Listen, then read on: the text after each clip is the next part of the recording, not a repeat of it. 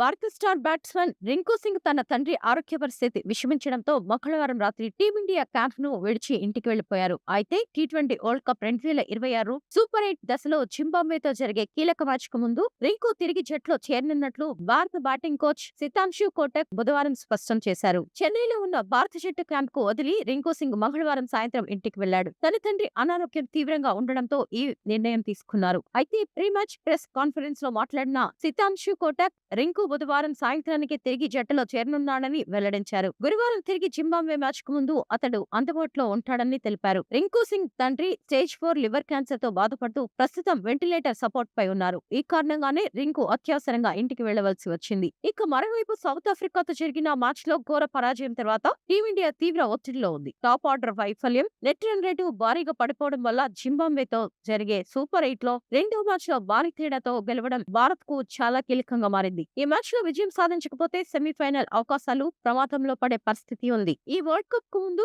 ఇషాన్ కిషన్, అభిషేక్ శర్మల అద్భుతమైన ప్రారంభంతో భారత home series లో దక్షిణాఫ్రికా, న్యూజిలాండ్ పై ఆధిపత్యం చెలాయించింది. కానీ ప్రస్తుతం అభిషేక్ శర్మ కడుపు ఇన్ఫెక్షన్ తో బాధపడడంతో అతని ఫామ్ తగ్గినట్లు కనిపిస్తోంది.